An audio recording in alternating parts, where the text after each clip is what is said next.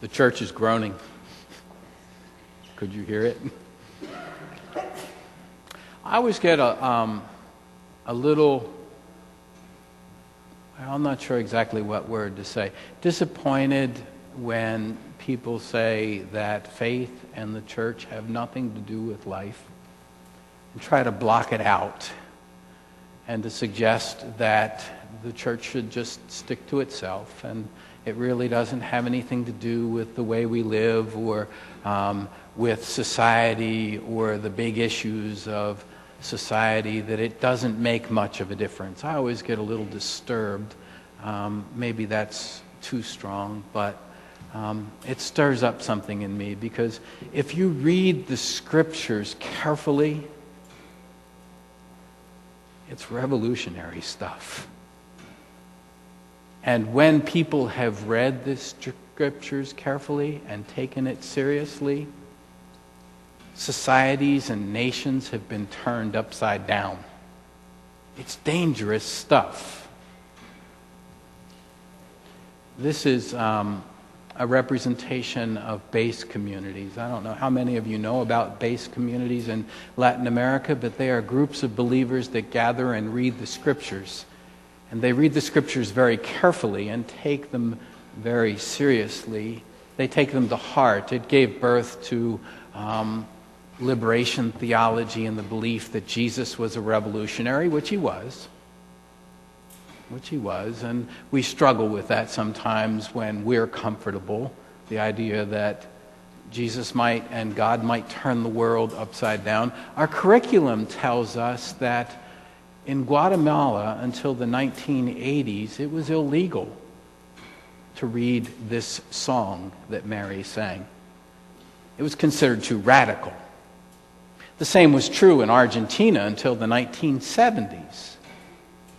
So for those who say that God coming into the world doesn't make a difference, look to that part of the world and see how it's turned it upside down.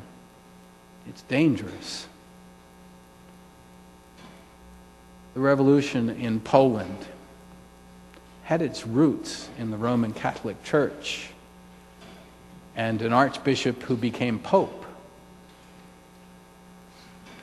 The church made a difference in what happened and unfolded in Poland as God came into the world and into their lives in that space and in that time. But it's not just in foreign countries. That might be too small for you. That's Martin Luther King Jr. at the front of one of the civil rights marches. The civil rights movement, a lot of its base and a lot of where it started was in the church. And taking the words of the gospel seriously, and taking the words of the prophet to heart, that it's not just a church thing, it's a social thing, it's a society thing, it's a world thing, it's a creation thing. Our first reading today reminds us that when God comes into the world, the desert's going to blossom. And the places that are blazing hot are going to give water. And it's all going to be turned upside down.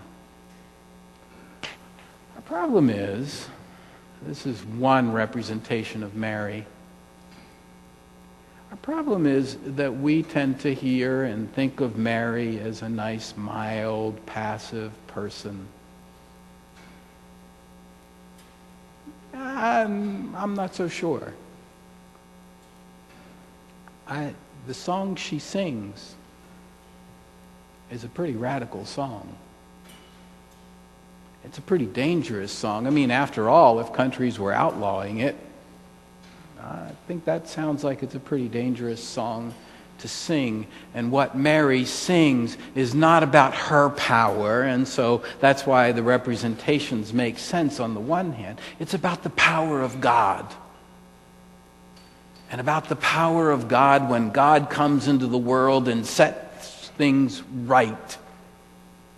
It's about trusting and hoping and believing. And that's what Mary did. Mary's faith is a hope-filled faith. And Elizabeth's faith is a hope-filled faith. And the faith of the church, when the church is connected to the power of the gospel, is a hope-filled faith. We believe the promises of God. We trust that what God says God is going to do, God does. And when that happens, we're empowered to live in the way of peace, to live in the way of justice, to trust the power of God. Today we put, Andrew always does this, and Andrew's going to be moving, so I will miss this. I hope someone else picks up on it. Andrew always makes sure that on feeding Sundays I have a piece of one of the sandwich buns to place on our communion table for worship, to remind us that today we're feeding people, to remind us of, and for me, it's a reminder of the promise of this table. The promise of this table is that as we are fed, we feed others, and that all the world will one day be fed, that no one will be hungry. It's a reminder that while we have enough to eat and more, and while we were comfortable last night and looking out and seeing the ice and the snow, there were those who we will feed today who probably hid under bridges and tried to find ways to stay warm. And that this may be the meal they get for the day.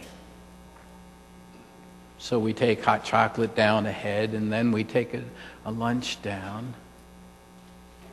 And we're reminded in those moments of the promise of God that one day, everyone will be fed and satisfied. Now, the problem with that is that's also dangerous. Dangerous because if everyone's going to have enough, that means that some of us might not have as much. Or that things are going to be reversed. And Mary sings about that. Mary sings about how the rich are suddenly poor and the powerful are brought down. And it's all part of setting the world right. It's all part of what happens when God comes into the world with power and truth and justice and love.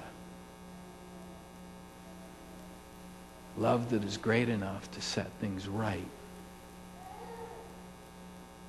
Love that challenges our comforts and invites us to consider the needs of others. Our joy during the season of Advent is a joy that is rooted not only in the story of Bethlehem, but in the promise of things being set right. In the promise of taking this world, which seems quite upside down, and making it right, turning it right side up. We're going to sing. I'm just going to leave that. But in a moment, we're going to sing the Canticle of Turning. It's an Advent song.